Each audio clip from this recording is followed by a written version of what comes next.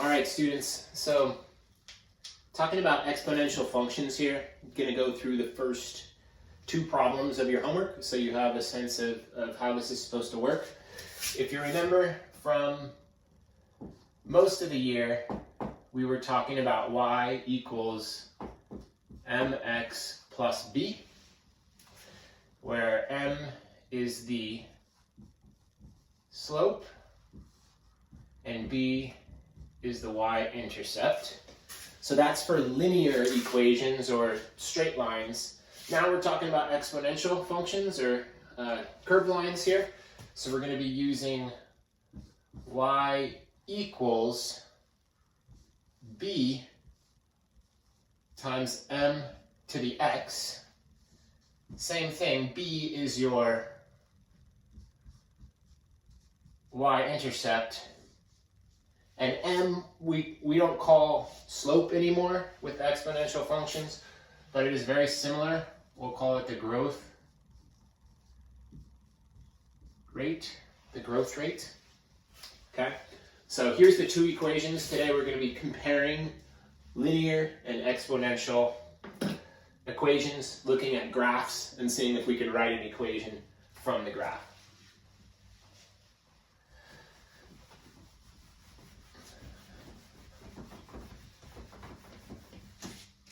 So this is the first problem here. First, is it linear or exponential? Typically, it's pretty easy to see on a graph if it's curved. We know that it's not linear, so in this case, this is an exponential curve. Exponential curve. And is it growth or decay is the second question. Growth means as it goes from left to right on the graph, or as you increase the x value, the y value goes up, right? So this is getting larger and larger as time goes on. So this is exponential growth. Next, on the question, it asks us to identify the m and the b, and lastly, the f of x. Okay, that's another way of, you could just as easily write it y equals or f of x equals, two formats for writing it. We'll write it both ways just so you can see. But in this equation, let's start with the b because it's easier. That is the y-intercept. Where does this line here, this is number one that we're looking at, where does it cross the y-intercept?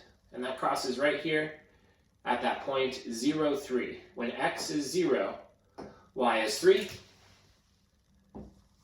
So the y-intercept is going to be 3. Now, the growth factor is a little different.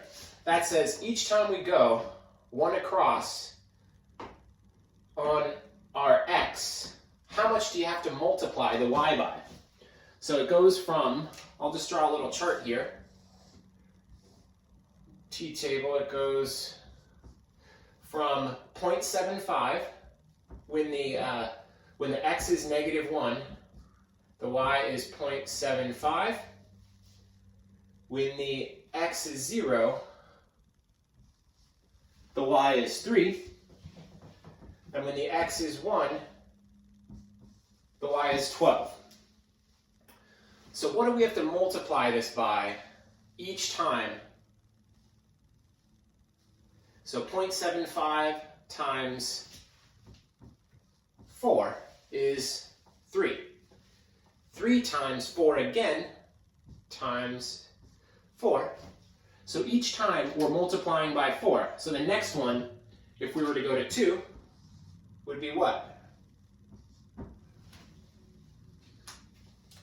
The next one would be 48. Okay, so we know our growth, or our m value, is going to be this 4 here. How much are we multiplying by each time? Okay, so if we remember our equation, we have y equals b times m to the x. We can rewrite that now using our y here. Y equals, instead of b, we'll write 3. Instead of m,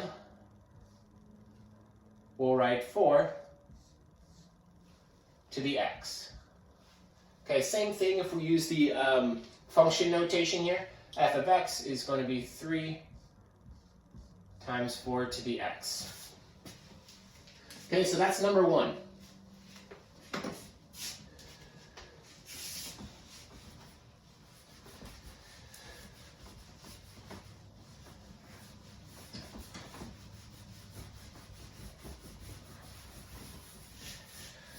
Okay, number 2.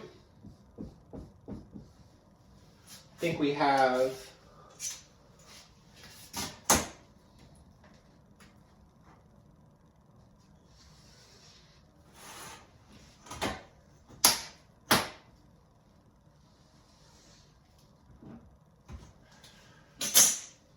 okay, forgive me, this won't be perfectly to scale here. We have 5, 1 as our first point. 5, 1. And then we have a negative 5. That's not going to be right.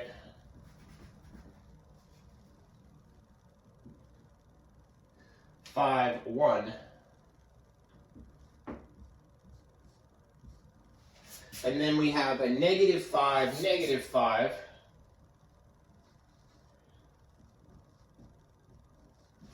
And the third point is 0, negative 2.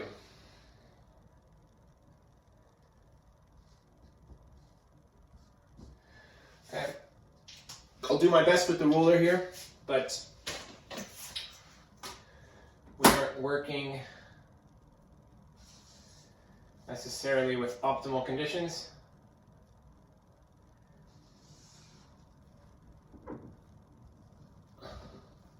Okay, so same question. Is this exponential or is it linear? Straight line, it's going up at an even rate each time, so this is linear. Is it growing or is it declining? This is linear growth because it has a positive slope here. The next question, we have to identify the m, the b, and the f of x. Okay, so the m value in this case is the slope. We'll start with the b because it's always the easiest. Where does it cross the y-intercept? It crosses at negative 2. Crosses the y-intercept at negative 2. And the m value in this case, to get m, we can say rise over run. Okay, so let's start from this point. What is the rise? To go from negative 2 to 1, we have to count up 3 to go from negative 2 to 1. So the rise is 3. And the run, to go from 0 to 5, is 5. So our m value is 3/5, which makes our x, or our equation, if we remember, we have y equals mx plus b as our format here. So we're just going to plug in where we say y, you can write f of x or y, they're interchangeable for us at this point in algebra. So we can say m, 3/5, times x plus b is negative 2. So rather than putting a plus there, we'll put a minus. And here's our equation. So that's number 1 and 2. And you can let me know if you have questions on any of the rest.